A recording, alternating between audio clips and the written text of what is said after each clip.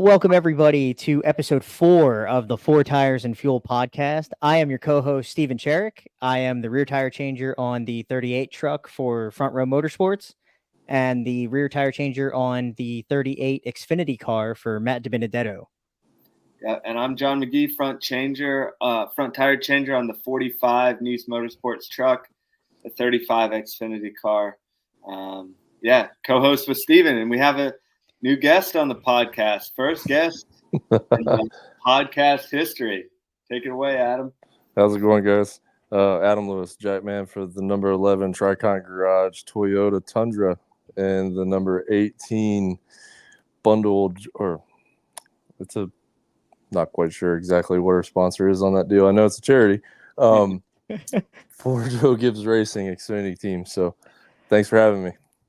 Not a problem, man. I'm glad you could join us. Glad you could be a part of the podcast, and just kind of give us a little bit of a backstory on you. Like, we know you're Jackman. You're with Joe Gibbs Racing, which is awesome, and just kind of tell us like how you got into the sport, like where you started, where you've been, kind of thing.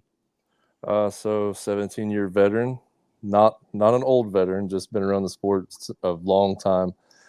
Started right out of high school with Penske. Went over there, picked up the jack for the first time. I think I was in the 10th grade, actually, before I graduated. Learned the jack over there, and just from there went to Gibbs through their Busch East series at the time with Joey Logano and Mark Davis. Did that for a year, and then just clawed my way up through the Truck Series and Xfinity Series. Went Cup racing over at RCR. And was in the Cup Series for quite a long time. And now I'm just kind of enjoying the old 5-lug program, you know? Yeah, Adam, you've definitely, seen a lot of changes from the pit stop perspective, just thinking about when you came in, with the 7-man, then going down to 6-man, then what we currently have as a 5-man stop. But then also now in the last 3 years, the transition in the Cup Series to the single lug next gen car. So things have really changed, I assume, from the pit stop side of things over your career in NASCAR. Oh yeah, 100%, man. Like you're saying, going back to 7-man days, that's actually what my dad was, a 7th man. He was a catch can man back in the day, and getting to do 6-man when I first started, we all thought that was fun, and then the transition into 5-man, we're like, whoa, we killed the speed, we took a guy away, it's so slow. And then just like every change we get thrown at us in pit stops, right, we figure out a way to make it faster and better. And to see that transition to drop those times in 5-man, and then okay, now let's take all the nuts away and only give you a single nut, and to get down into the 8-second bracket. Some teams are getting close to that 7-second stop. It's been crazy to watch the last couple of years. It's been awesome. I think the evolution of the sport is a great thing. Keeping up with other motorsports with the single nut and stuff. So yeah, it's been cool to watch.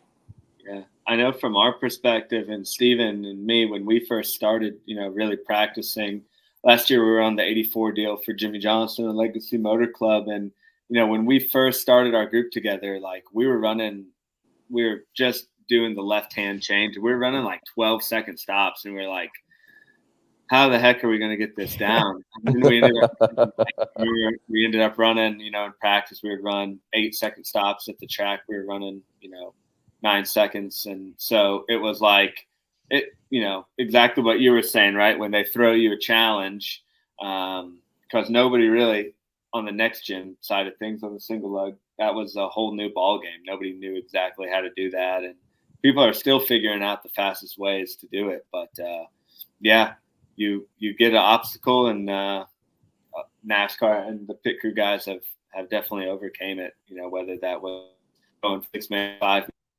going from 5-lug to the single lug. So that was a big one for us for sure, was making that switch, especially as changers for sure. So oh yeah.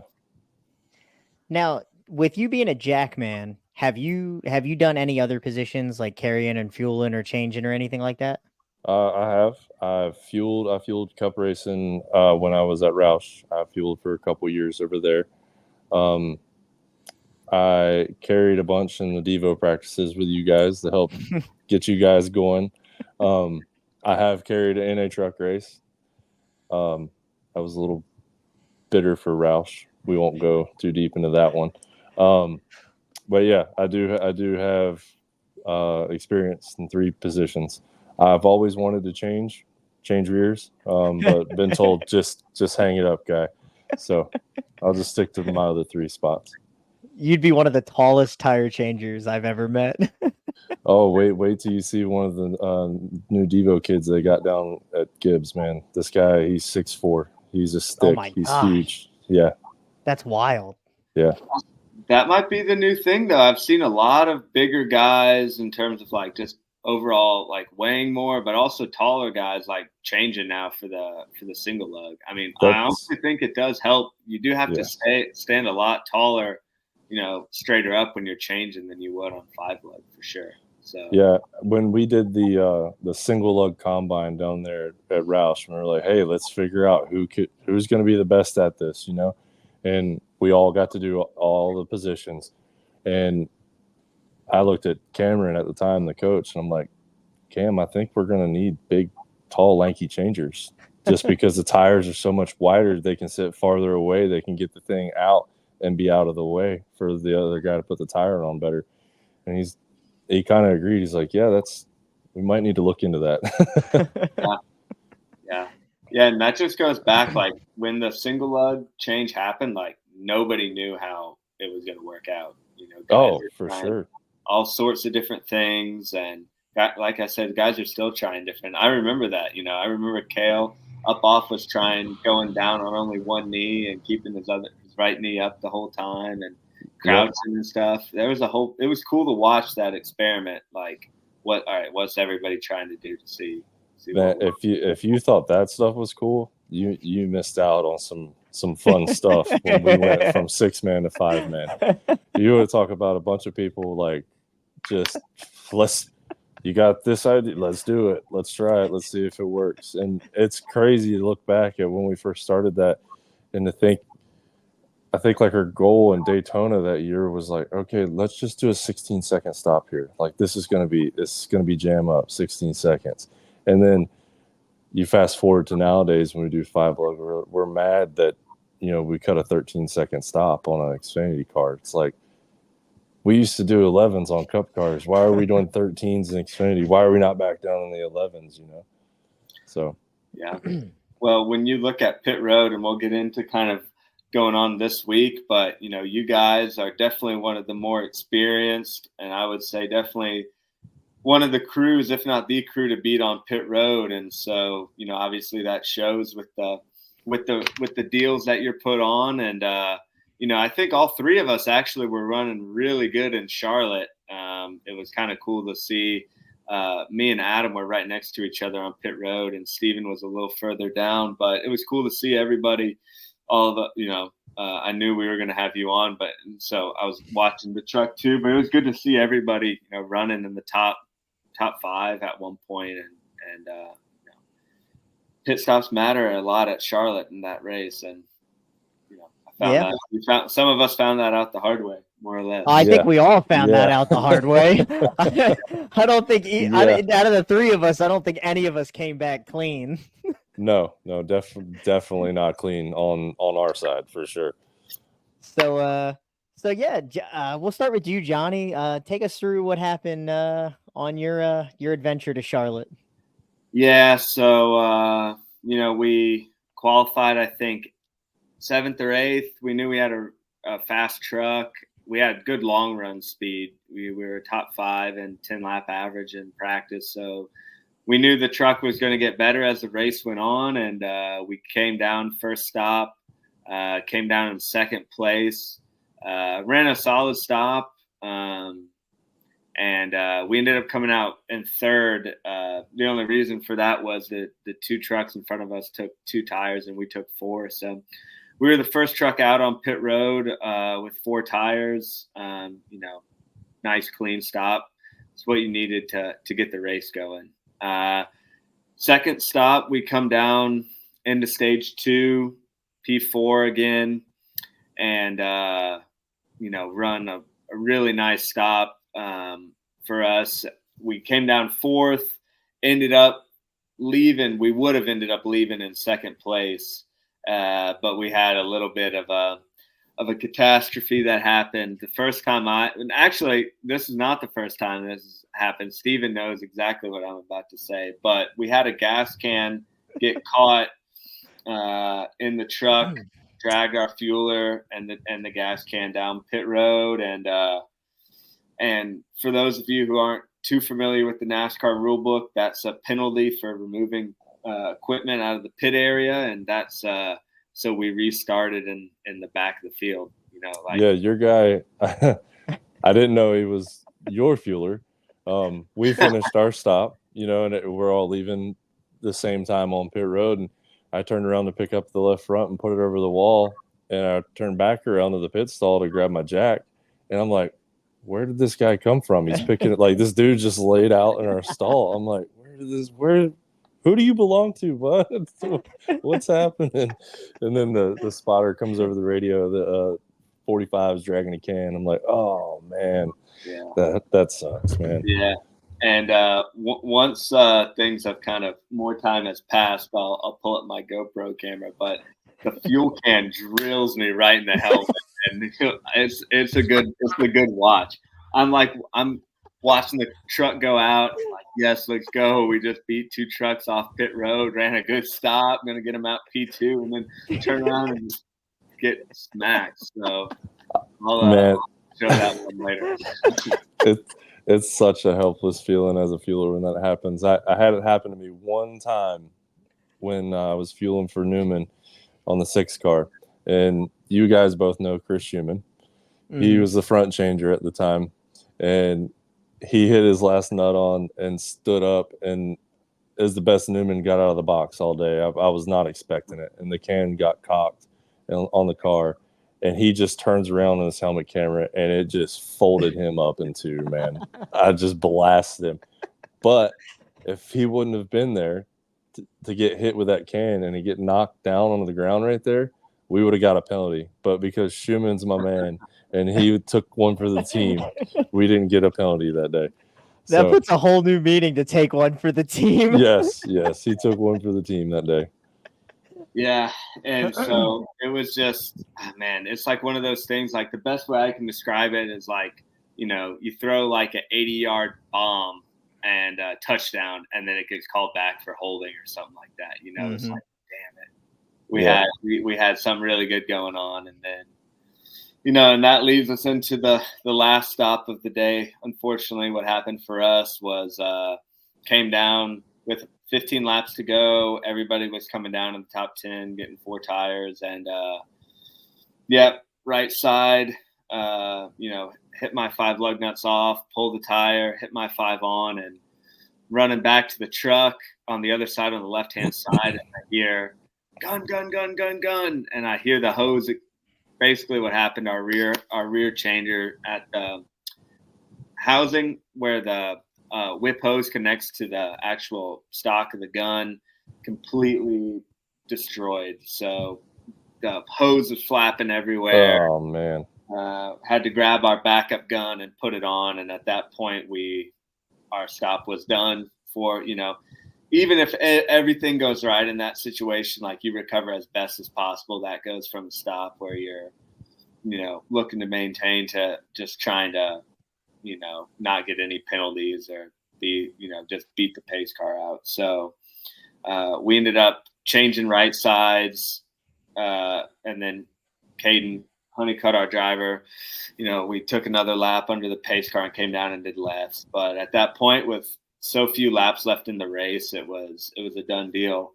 It's a shame because I really thought we had a truck that was good enough to win the race or at least compete for a win.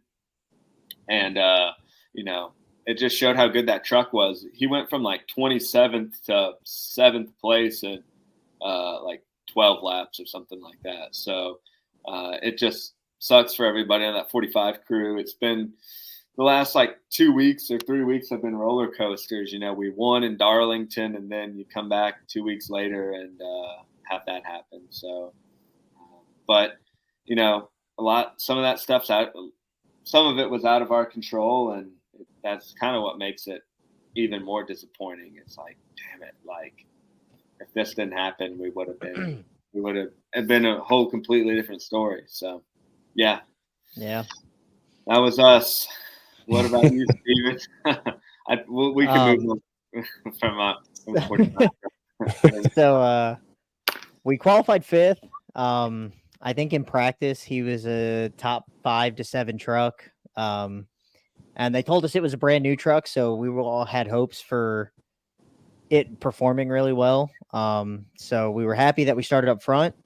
But we kind of got a little, screwed over with our pit stall because we had an opening in, and then we had the 13 truck right after us. And so every time we would come down pit road, they weren't running as good, so they would come in later as the stop was almost done. And I think the first stop he had to stop short. It was fairly decent 4-tire stop, and he had to almost back up, but he came out of the box real slow, and we lost. I think he came down 5th at the end of stage 1, and we lost like 1 or 2 spots. I think he even pushed Raja Karuth into the grass, trying to come out of the pit box and not hit anybody on Jake Garcia's truck team.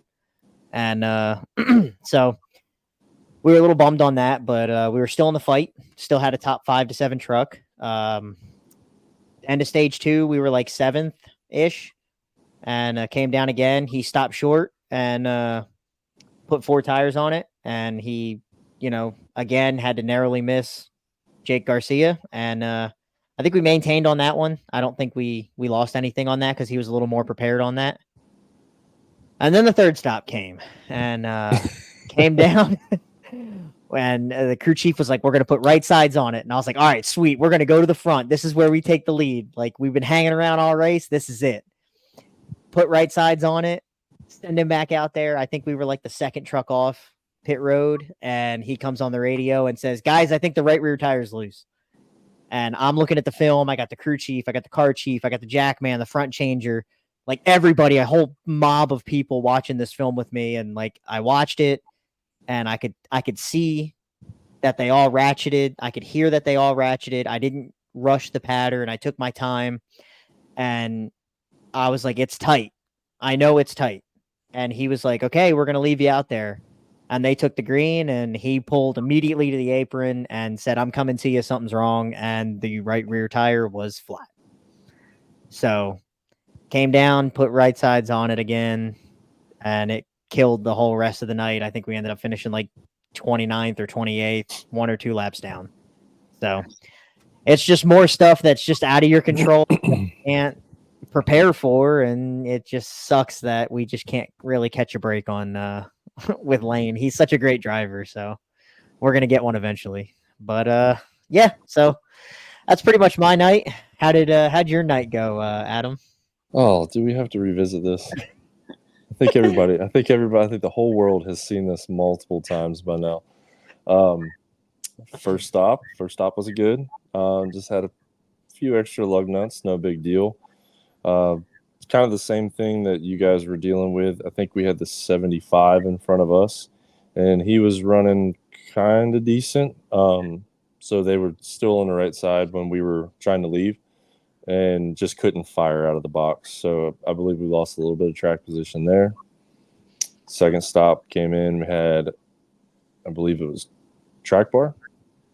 Hopefully they don't kill me for saying this. So did that adjustment. I believe we maintained. And then we get to the famous stop. Third stop. We'd been running up front all night. Our truck was the best truck I think we've ever had. And go out to the right side, go to jack up the right side, and jack's not working, man. Like, oh, I thought I missed the right side peg. Like, did I just really do this? Like, got to be better than that. Check the handle, Start jacking the handle, and the pad's not moving on the jack. So, okay, freak out time. Let's go. Got to go back to the pit box, dump the old jack, and grab my backup.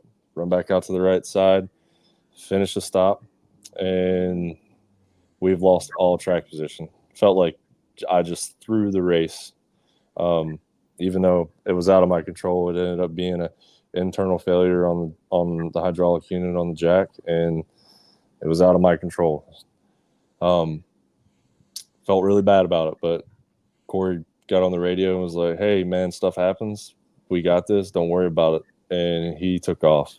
I don't even know where we started. I felt like it was like 30th. And he drove that thing up through the field. And that was our last set of sticker tires, the way the race had played out for us.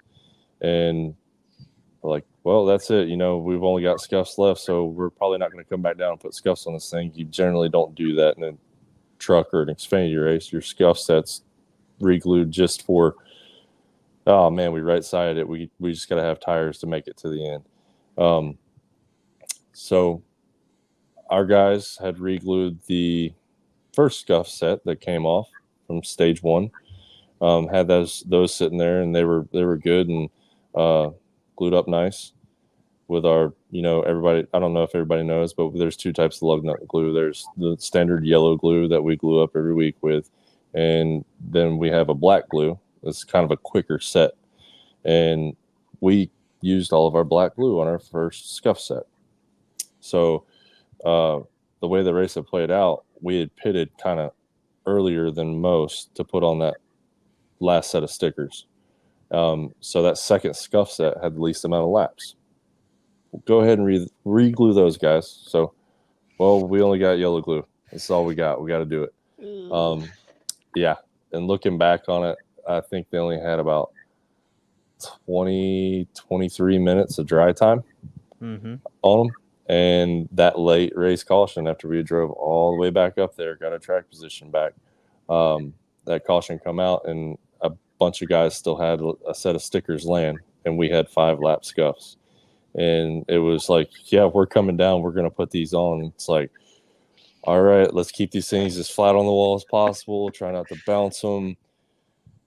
Hopefully they stay on. Go out to the right side. Right side's decent. I clicked the hang just a little bit, and I'm going to blame myself on that. I think that's what made the lug nut pop off or start to fall off, and he couldn't catch it in time to get it back on there. But at the end of the day, when you're running up front, one lug nut off, no big deal. We're not going to stay and put that on. We're racing for the win at this point. So front changer made a decision, bail on that, leaving 4 on it. We'll take the penalty. Come around to the left, I grab the left rear to put it on, and as I'm going in with the hang, I see 2 it's just slowly falling. And I'm like, oh, come on, just pull up on the studs for me. Get it on there, and they're falling. And my rear changer, he tried his best to scoop one up on. It shucked it. And by the time he got to the second one that was falling off, it was not even there. So we had 3 in a star pattern, and he looked down to pick the other one up, and I'm holding him on the jack, and kind of panic set in, I think. And crew chief yelled, "Go, go, go." And Corey dumped it off the jack. And it's like, man, you can't go. You got 2 off. You're gonna be suspended. At this point, I still didn't know about the right front. I'm just looking at the left rear and knowing 2 is a crew chief suspension. I can't release that jack. If I release that jack and get him suspended, that's all on me, and I can't have that. So I'm holding him. He tells him to go. He dumps it off the jack, and it's like, whoa, we got to put one on. Changer's got one in his hand by this time, because Corey dumps it off jack, stops, like, whoa, the jack didn't go down. What are we doing? Changer almost has it on, and crew chief says, "Go, go, go," again, because he's only seeing the one on the left rear. He had no idea that the second one was off, and off we go. We come back over the wall. We're like, "Hey, man, there's only 3 on the left rear," and he's like, "Is it tight?" I'm like, we feel confident, but it's 3, And he's like, "We're racing it," and then Kale comes up and he goes, "Hey, I got one off the right front." I'm like, "Oh no, this is not good. This is not good." So as a team, they decided to go for the win. And after the race, we found out the hard way, when you have 3 lug nuts off, that is a disqualification from the event. That's 0 points for the day. You finished last. It's like you were never even there. And so that was a really, really bad day. Yeah. Yeah. And so when you were talking about the lug nuts only having 20 to 23, 25 minutes of dry time, like for us as changers, I'd like to get at least 3 hours of dry time generally. Yes. Speaking, right. And so like when you decrease it by that much, you're scrambling and trying to do whatever you can to get them tight, right? Like using a torch, heating them up, trying to get that glue to dry as fast as possible. You're tabbing them, which is putting extra glue on the side, just trying to get anything that you can. But honestly, when you're dealt that situation and you only have 20 minutes, it's like, it is what it is. You can only do the best with what you got. And sometimes I've had them where I've glued them in 20 minutes and they've all stuck and it's been just fine. And then I've had one where all 5 of them come off. It really is it's like playing Russian roulette. It's like you don't know what's going to happen. So, but yeah, that's the gamble you take sometimes, for sure. Yep. At the end of the day, looking back at it on our day off on Monday and through meetings this week that we've had, at the end of the day, as the picker guys, it was our fault that stop went as bad as it was, because we were not prepared with enough black glue to glue up every scuff set. We should have enough supplies in that race to be able to glue up every tire that comes off that thing. And that black glue can set up good enough for a pit stop in 15 minutes, especially if you're using a torch. But that dry time on the regular glue, like you said, you're wanting 3 hours, 2.5 minimum, to feel comfortable about it. Yeah.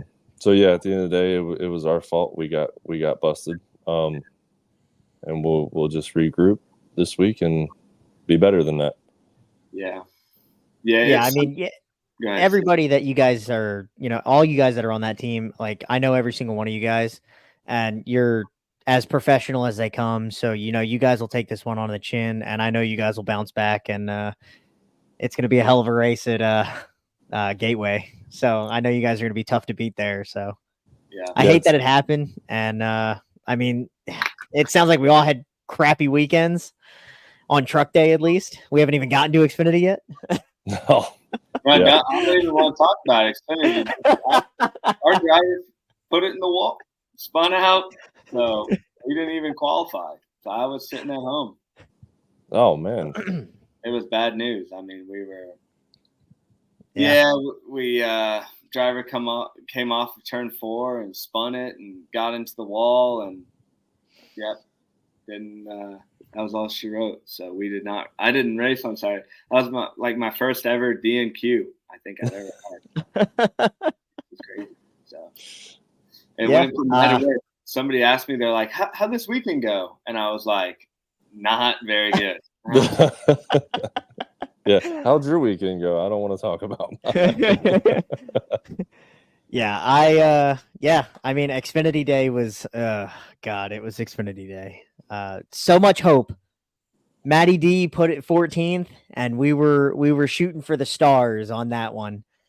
And we quickly found that gravity wins every time. So go down there. I think he fell all the way to like 25th at the end of the first stage, because the car was just so out of the racetrack. He was so loose. No, he was so tight that he couldn't drive the car as fast as everybody else. And so we came down for the first pit stop, and we got a pit crew interference penalty. The first one I've ever gotten, because they have those lines in the pit stalls, the horizontal line or the diagonal line at the corner of the new, pit box, the new the orange line. Yeah. Yep. And he clipped that orange line on the 8 guys, and they gave us the penalty for it. So we had to go to the back. Cannot be below that line if they're in their stall. Nope. And they were still on the right side too, and I think that's what made it even that's worse. tight. Oh yeah.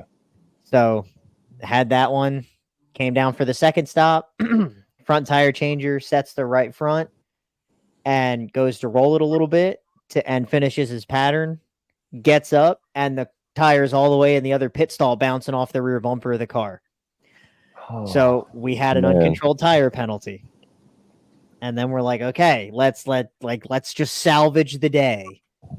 Green flag pit stop, middle of stage 3. Driver comes down and he hits the orange box at the entrance to pit road. So his unsafe pit entrance. So we get 3 for 3 on penalties on pit road. Man. So that's rough. Our day was not fun. Lewis, please tell me to save this. Did your Xfinity day go good? No, it didn't. It didn't go good at all. Pit stop wise, yes, we executed what we were dealt. We did a great job. It was one of those days that I like to describe on pit road as a road crew day. Lots of adjustments, ill handling race car, pit stop times.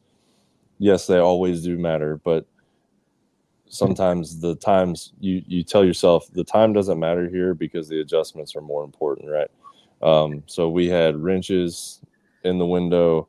We were pulling packers, just trying to get him comfortable in the car. He was not comfortable at all. I like you were saying, Steven, Matty D was saying he was out of the racetrack, and Sheldon was talking about how he was on top of the racetrack. And we noticed after the first stop, I kind of slipped coming around. And I'm like, that's weird. It's Charlotte. It's got tons of grip in the box. Why did I just slip? I didn't feel a lug nut. Car leaves, and I'm like, wow, we're using a lot of brake. This ain't good. Charlotte, you don't run real big brakes. It's a mile and a half. You might do a little trail braking here and there, but you're not running in the corner and stabbing on the things. These cars don't have 900 horsepower like they used to back in the day. You don't use brakes. And my rear changer, he works in the shop, and I turned and looked at him. His job in the shop is to record brake wear and temps and all that fun stuff. On Monday when they tear down, I looked at him and I said, I don't think you're going to have anything to record on Monday, because if it keeps going the way it's going, I don't think we're going to have any brakes left. And he's like, really? I'm like, yeah, it's pretty bad up here, man. And the crew chief even came over the radio, and he's like, we got to get him off the brakes. I don't think they're going to last.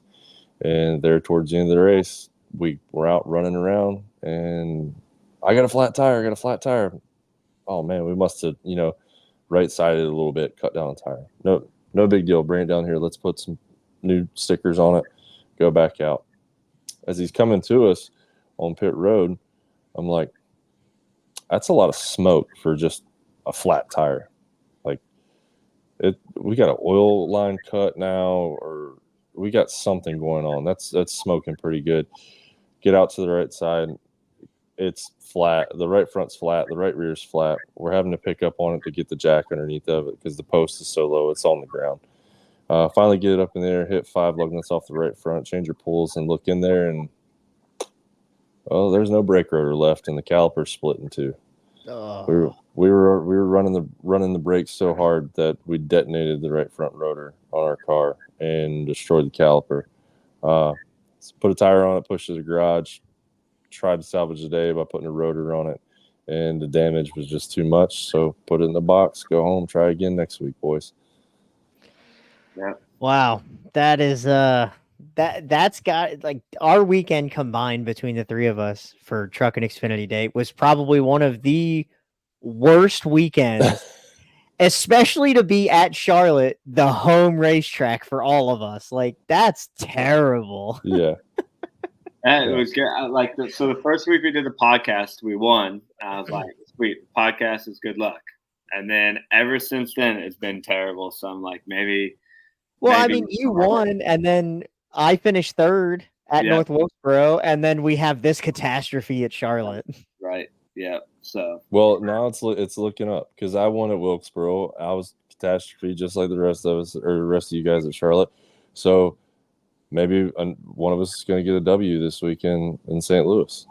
Hey, I would be happy with that because one of the three of us needs to turn the luck around. Yeah. There's a good chance. I honestly think there's a good chance that one of these crews is going to come with a victory this week. So we'll see this upcoming week. So going into that, we want to talk a little bit about, since we have you, Adam, on as a Jackman, going into this week and kind of talking about the track setup. We'd like to pull up, Stephen, if you can, some video here for the viewers who were on with us 2 weeks ago when we broke down some film from changer front and rear changer perspective. We're going to talk a little bit here about what a pit stop looks like from a Jackman perspective. And so pit crew is kind of like, it's a really specialized sport. The changers, everybody kind of operates in their own realm, right? Like I don't have any idea about how to jack up a car or how to, when the thing is full of fuel or how to hang a tire. Likewise, a lot of times with the big guys when it comes to changing and that type of stuff. So, this will be just as informative for me and Steven probably as it will for everybody else watching at home. So we'll pull it up here and then we'll just have Adam just kind of walk us through here what goes on in your mind during the stop. Okay. Yeah. So just kind of let's turn the volume off. Just walk us through and take us through kind of what you're looking at, what you're seeing, stuff like that. Like, so we're scoping out the nose of the truck right there. We were coming down. We were one of the top 3 trucks at the time. So and we were all the way down in 7 or 8, something like that was our stall number. So by the time he's getting to us, we know he's the only truck that we can see coming to us. Everybody else had peeled off, and we're doing their service. So I pick out the nose of the truck, and then I'm looking at that line that he's just crossed right here where you have it paused. That's my jump line. And then once he hit back there. Yep. In the stall back there. So once he hits that line, I'm trying to time it to where my feet are on the ground and I'm getting out to the right side.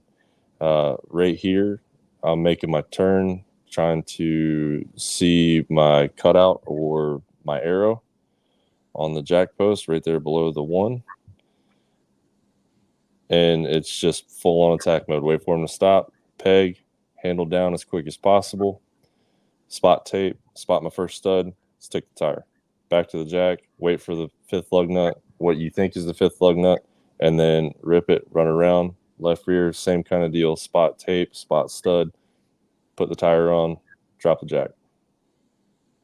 So one of the things I wanted to that I noticed was when you jump here, I think if I can get it a little further, when you get out there, he's pretty close to you. So you're cutting this, like he's right there at the jump line and you're in the air already. And then when you get out to the right side, like he could clip you and especially the long jack handle that you have. So how do you? It's not that long. Okay. I'm sorry. I don't want to make fun of you or call you out on something you're not. You don't have to have a long jack handle. No. We started cutting those things down years ago. So how do you like time it to where you can be this close to the truck and not get hit? So the way you see this orange tape right below my jack on this one here on the stall. Yep. So I actually tape a box within the pit box. So, and it's the measurement of the truck or car that we're pitting that day. And I rely on that driver, just like we all do, to hit his mark every time so we can do our job, right? I run to that line, and that's when I stop to turn, unless we have some other play called to where we know a guy is going to park in front of us and we want Corey to be farther out so he can leave the box better without having to turn right so hard to get out of the box. I know I can run to that orange, plant my foot, and turn, and he might be a little close to me. He might clip me a little bit. Hopefully not, but that's where I know to stop and start my turn, is that tape line on the ground. Okay. Yeah, I was always curious about that because you guys are fantastic at timing that and getting out there and not getting yourself run over all the time. Yeah. There's a couple. We got a couple of videos of us jumping hoods and getting cleaned out and all that fun stuff. One thing Yeah. I want to ask here is so generally in the 5-lug series, there's 2 types of wheels. There's Bassett wheels, which you guys have, which are 5 larger spokes. And then there's arrows, which are 8 more smaller distance in between each spoke. And there's a lot of kind of discussion / debate on pit road about which one's better. Some guys like the arrows better. Some guys like the Bassett's better. All of it comes down to team choice and what they prefer. We don't really have a say in it as pit crew guys. But what do you say about the Bassett wheels that you guys are running? The Bassett wheels, they're better to hang when something goes wrong. When you get a really bad tire set or a bad roll in on the left rear, and you get taped down, which is your mark where your hand and that spoke's going to line up. With a Bassett, every spoke lines up with a hole dead on. So no matter where you grab it, you can put your hand straight to a stud and it's going to be within an 1/8 inch. They're not exactly center, but they're pretty close. Whereas arrow wheel, there's only one spoke that lines up with one hole. And that's if you're a straight up tire carrier like I am. If that tape goes down and you don't have it, then you have to pick the tire up, flip it around, try to find your tape as best you can, or see where your tape's at and adjust your hang accordingly. But the Bassets are harder to carry because that wide spoke, man. You gotta change your grip on it. A lot of guys will actually put their whole. Let me see my hand. Sorry. They'll put their whole hand in between the spokes and carry in the hole. Some guys, like myself, will split our first 2 fingers, put the spoke there. But like arrows, I'll carry like this. It's crazy how much we adjust just for a wheel. People don't even realize the stuff that we do like that. But personally, I prefer an arrow. I love them. It fits your hand better. It's not as sharp edges. Bassets are a little bit more squared up, a little bit sharper. So yeah, I'm an arrow guy. I think we all are. Yeah. For a changer, they're so much easier to pull off, and you can do it one-handed too. Yeah, you got a ton more options just with the arrow, especially with you guys and pulling. And I know like some of these guys are pulling the Bassets like on the inside instead of grabbing a spoke. They're actually wrapping their fingers around like where the backside of the studs would be coming through. It's just crazy how, like I said, we changed so much stuff just for a wheel, Right. Yeah.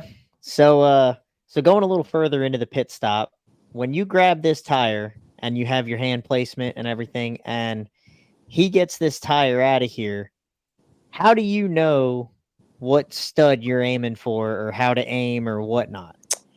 So as soon, if this goes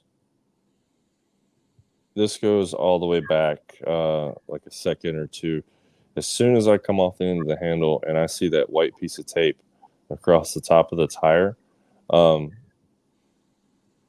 my hand just starts to touch it right there, I spotted my tape. Mm-hmm. Right here, I'm not even looking at the tire anymore. I'm focused in on the studs because this is the best time, especially at a night race, to spot what stud you want to go to because the changer's helmet light is in there. It's nice and lit up and bright. So I'm picking, is it going to be 12? Is it going to be 9? Whatever the pattern is. I don't even know which one I went for here. I can't even remember. Yeah, it's super blurry. Yeah. But I've already picked out my stud that I'm going for, and then it's game on. Time it up to where Kale's got his pull coming out.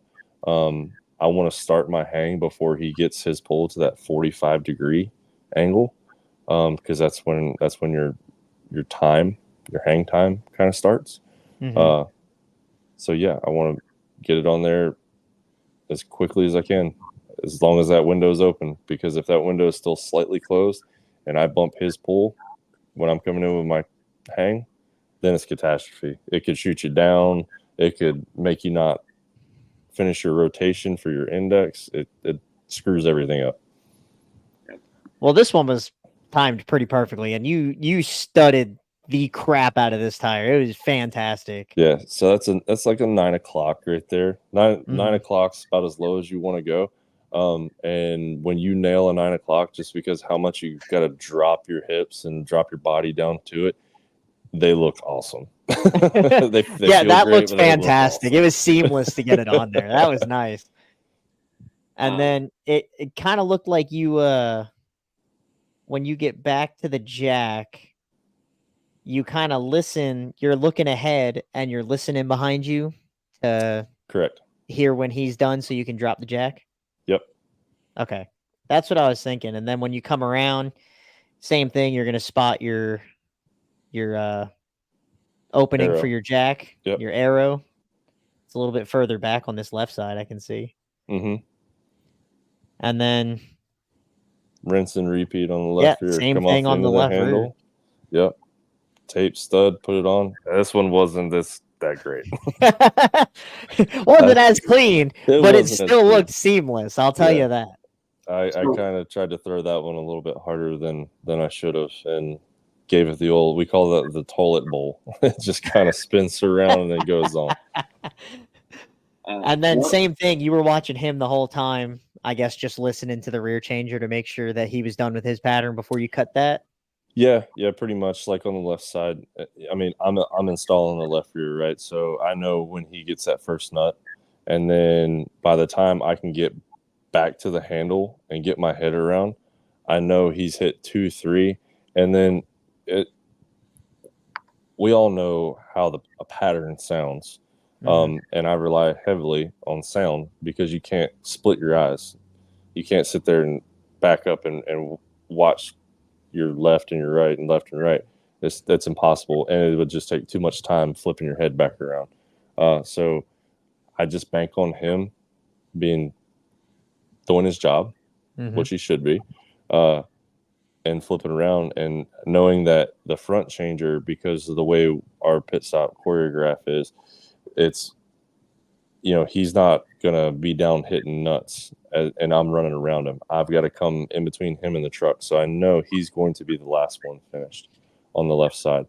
So he's going to be 1, maybe 2 nuts behind if everything pans out, and I just cut it on him, and my rear guy should definitely be done if everything goes seamlessly. Yeah, I mean, that was a pretty damn good stop, and it looks like you guys were probably first off pit road on that one by a mile. Yeah, that was a good one. So one thing I want to talk about is so as a front changer too, it's always important that I'll get my jack man in and we'll jack up the truck or the car before the race, and we're checking mainly. I'm just checking droop, how if at all the right front is tucked up under the fender, how fast it comes out, camber, that type of stuff. Especially on a truck. Yeah, especially on these short tracks or some of these super speedways too. They really slam them in there. So, what are you looking for when you jack up a truck at the shop or any vehicle, a cup car, Xfinity car? And then can you kind of explain maybe the differences, if there is any, in balance between the different types of tracks that we race at, road course, super speedway, intermediate short track, and then, talking about the balance between maybe the difference between a truck jacking up a truck versus an Xfinity car versus an old style Cup car? Yeah, sure. So with the different tracks, right? We'll start there. Like this weekend, Gateway, it's a mile and a quarter, I believe, but we run it pretty much like a short track. Big brakes on the thing. The left side's going to be super low. You're going to run pretty low air pressure there. So with everything, frame rail heights being as low as they are, your left rear droop is going to be pretty long. So expect that pump and a bump on the left side just to get the left rear off the ground.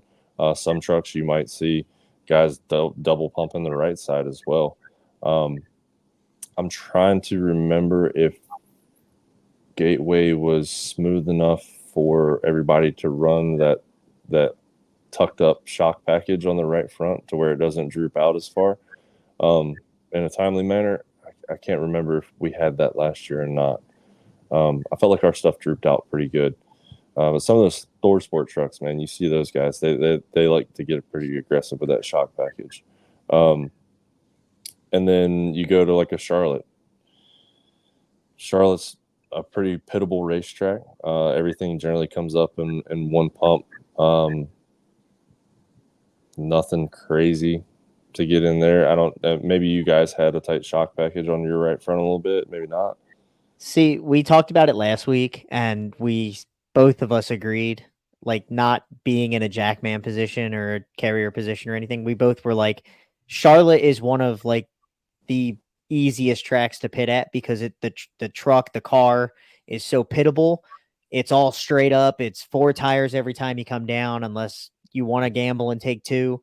Like it's, you don't have to wait on the right front to come out. The right rear's not tucked up way in there. Like it's not moved forward backwards a lot. It's like, it's great.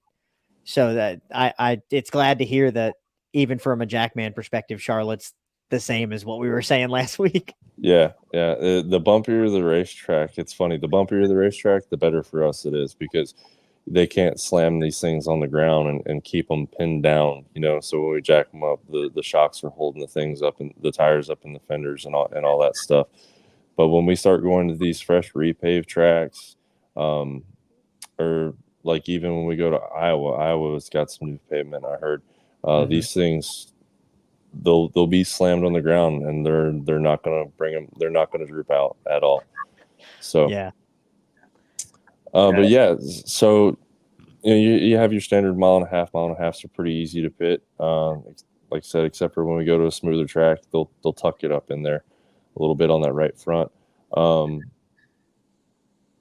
Road courses are kind of similar to a short track with your droops being crazy long. Just with that solid axle in the back, they're trying to lengthen those chains just so when they go around the corners and hit the curbs that they're trying to keep that inside tire on the ground to get drive off the corner. But at the same time, it's completely opposite as a short track truck or car is. They run the ride heights really high. So your jack posts are super high in the air because they don't want to knock anything off the underside by running over those curbs. And then we have super speedway racing, which is like a whole different animal when it comes to truck racing. It looks like the trucks are on stilts. I mean, the jack posts look 10 plus inches off the ground and then sitting there on the grid, and then they'll come in and the whole thing's just flat, just because they've got it sucked down for aero. So yeah, there's one extreme to the other when it comes to truck racing. People don't understand how hard it is to actually pit a truck. They just want to know why are truck pit stops so slow. And it's like it's the hardest vehicle we have to pit. No doubt. Yep. Like from a front changer perspective too, like there's I don't even know if there is a camber limit on the truck series, but it's like they'll slam those things to like 13.5, 14%, and basically like hitting straight up, and get way more right front tuck up than you do on an Xfinity car. And yeah, it's just the run around for rear changer is way longer and it's just awkward. It's is weird, you know, and I don't know. There's something about him it's tough. It's tough to pit a truck, especially a truck that's set up for speed. You know, Yes. some of these, right? Like you, Yep. crew chief, we talked about it earlier. Crew chiefs have a decision to make. You know, am I going to have a truck that's set up for speed on the track? We're going to lose some on pit stops, or do I want to, you know, make a truck that's more pittable but maybe a little bit slower on the track? Yeah, we have to deal with whatever we get thrown. So Yep. And then you go to Xfinity. Xfinity cars they're pretty reasonable to pit just about anywhere you go. And then you go pit a cup car, and the new style cup car, and it's a go-kart. All the droops are pretty much the same every week. You might have your car a little bit lower this week than you did last week, but not by inches. We're maybe a half inch, you know, nothing crazy. And people were like, cup racing, it's so awesome. They're so fast. It's like, well, they put the same thing every week, and the wheels are pretty much straight up and down. There's barely any camber to it. Like, come on, guys. Yeah, exactly. Yeah, the really as a front changer, the only thing that was tough for me on the 84 car was, you know, sometimes we would have like 1/16 of an inch clearance on the right front to get that thing out of there. But, you know, other than that, you're not dealing with a ton of brake dust. Like, yeah, brake dust does happen, but you're not having to hit 5 lug nuts off. You're putting it on there and it'll come off. You know, there's not nearly as much camber as a truck or stuff like that. I don't know, Steven, what do you have to say about you know, the differences? I know we talked about it a little bit too, but you know, as a rear changer, you have a little bit more consistency, right, between the three. Yeah, it's basically just basically what I need to know is when I go to the right side and he jacks up the truck, is my right rear going to be on the ground or is it going to be up in the air a little bit? And you know, I was told by my jackman for this week that it's a little up there or a little tight, but it's, you know, it's like you said, same thing every week. It's basically just you go out there, hit 5 lug nuts, pull the tire, hit 5 lug nuts, go to the other side. Like rear changers, you guys have it made. It's so easy. I can't sit here and talk about this because you guys have all the problems. Yeah, I remember last year at Roush, they wanted me on every wrench adjustment that we did, track bar, wedge, to take the tire out, set it, and then wait for the jackman to go through. And then, you know, people are complaining you know, the rear changer's beating you on both sides. And I was like, I wanted to like grab him by the neck, and I was like, he just runs around. He doesn't have to worry about anything. Tire down. I have to wait. I have to deal with all this camber and stuff. Like, we set our pit truck at like 14% camber, and I was like, yeah, if only I could do the rears one time. The rears, see what happens. But, so, yeah, but I mean, speaking about all like the truck heights and, you know, for different packages and everything, like going to Gateway, what are you expecting and what are you looking for? A, when you jack up the truck at the shop, and B, when you actually get to the racetrack? Well, with my team, what I get to see at the shop and our checklist that we run through to check the pitability of the race truck, that's what I'm going to see at the racetrack, 100%. We very rarely unload and say, you know, we're terrible and they wholesale change the truck setup wise. We don't do that a whole lot, if at all. And I don't think a whole lot of guys get to do that anymore with this limited practice schedule that these guys get. You know, you only get 20 minutes or whatever it is, and then you're into qualifying. There's just no time to do it. You know, you can put some rounds here or there, but that's not going to completely change the attitude of the truck from what you got to see at the shop. So yeah, like I said, low left side jack post, probably below 2 inches for sure off the ground, and just a long left rear chain. You think you're gonna have to pump and bump the left side, or can you get it in one stroke? it's been better this year with that. Like Wilkesboro last year, I was a pump and a bump on the left side. This year, I was one pump, and we won the race. So I'm hoping. I think last year I was a pump and a bump at Gateway, and I didn't get to check my truck today. We were a little bit behind schedule, so they had to get the. I don't even know if it's in the box yet going on the road. But I'll probably pump and a bump on the first stop just to play it safe, and then if I can make an adjustment after that for the money stop, then yeah, we'll shorten up that jack stroke just to gain that extra 2 or 3 tenths. Yeah, I mean that's awesome, and I mean I wish all three of us the best of luck going out to Gateway, but I kind of want to touch a little bit on the Xfinity side going to Portland, and they have, as me and Adam like to call it, competitive, non-competitive pit stops. Yeah.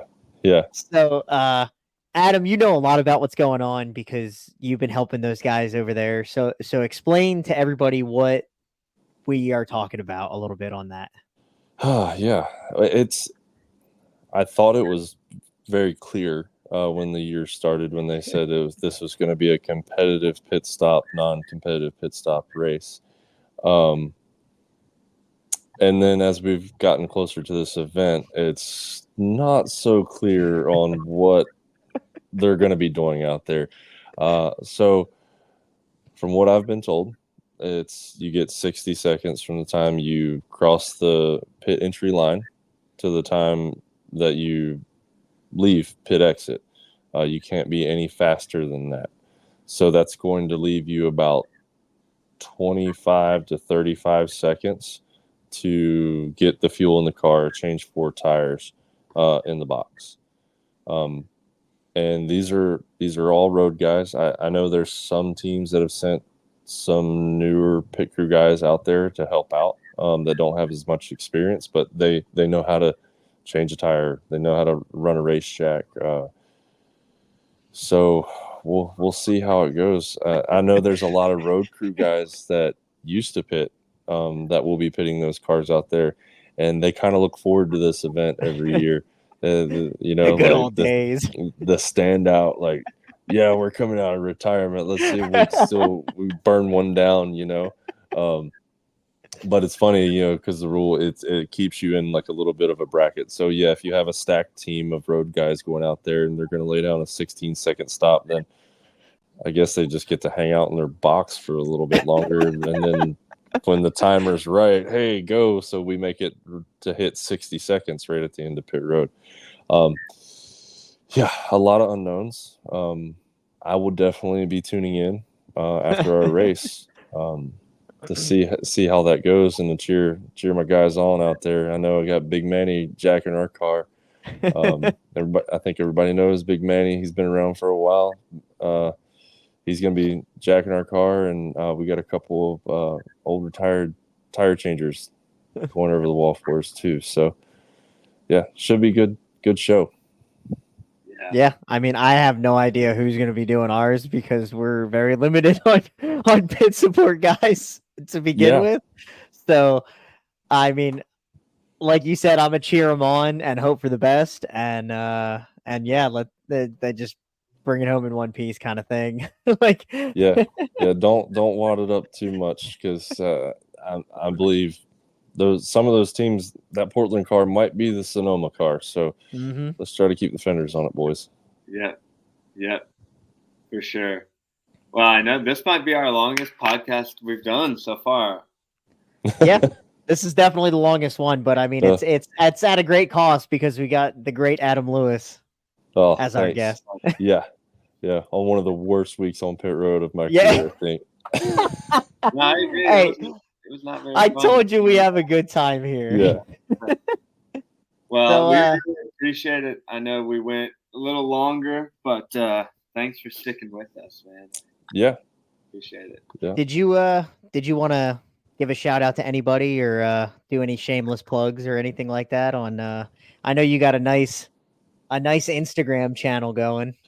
Yeah, I got some friends. I don't have any personal sponsors. That's a big rumor that goes around the garage. I think is yeah, Lewis. He's got sponsors and all this and that, and I don't have any personal sponsors. I don't have any contracts with people or companies like that. I just got a lot of good friends over the years that have come out to races and hung out with us and had good times, and they know who they are. They don't need plugs, and yeah.